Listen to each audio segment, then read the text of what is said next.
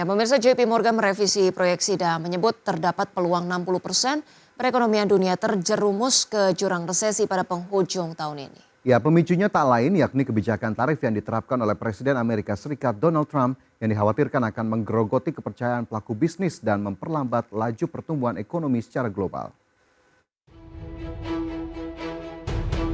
Kekhawatiran akan resesi global kian menguat.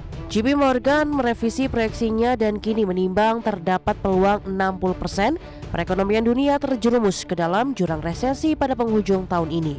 Angka tersebut melonjak signifikan dari perkiraan sebelumnya yang dipatok pada level 40%. Pemicunya tidak lain yakni kebijakan tarif yang diterapkan oleh Presiden Amerika Serikat Donald Trump yang dikhawatirkan akan menggerogoti kepercayaan pelaku bisnis dan memperlambat laju pertumbuhan ekonomi secara global. CEO JP Morgan, Jamie Dimon, mewanti-wanti ekonomi dunia merosot usai Presiden Amerika Serikat Donald Trump mengumumkan kebijakan tarif baru untuk semua impor ke Amerika Serikat pada Rabu 2 April lalu. Jamie juga memperingatkan posisi Amerika Serikat akan melemah di mata dunia karena kebijakan tarif Trump. Gelombang tarif dari pemerintahan Trump menerjang berbagai negara di pekan lalu, salah satunya China yang memilih tidak tinggal diam dengan memperlakukan tarif balasan terhadap produk-produk negeri Paman Sam. Aksi saling balas ini semakin memperdalam kecemasan akan perang dagang yang berkepanjangan, berpotensi menciptakan turbulensi di pasar keuangan global. Selain JP Morgan, lembaga lain yang meningkatkan probabilitas resesi Amerika Serikat adalah S&P Global yang mematok pada rentang 30-35% meningkat dari 25% pada Maret lalu. Senada Goldman Sachs yang juga merevisi naik perkiraan resesi Amerika Serikat menjadi 35% dari sebelumnya 20%. Dengan menyoroti bahwa fundamental ekonomi saat ini tidak sekuat beberapa tahun sebelumnya. HSBC juga menyampaikan pandangannya dengan menyebut indikator probabilitas resesi menunjukkan 40% kemungkinan terjadinya resesi pada akhir tahun ini. Berbagai sumber, IDEX Channel.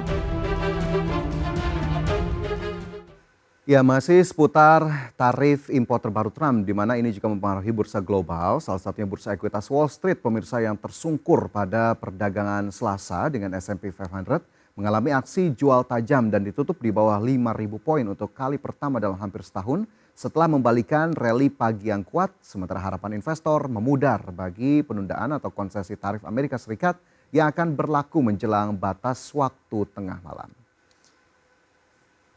Ya, adapun hingga akhir perdagangan, pemirsa, indeks acuan S&P 500 ditutup merosot 1,57% menjadi 4.982 dan terakhir kali bertengger di bawah 5.000 pada 19 April tahun lalu.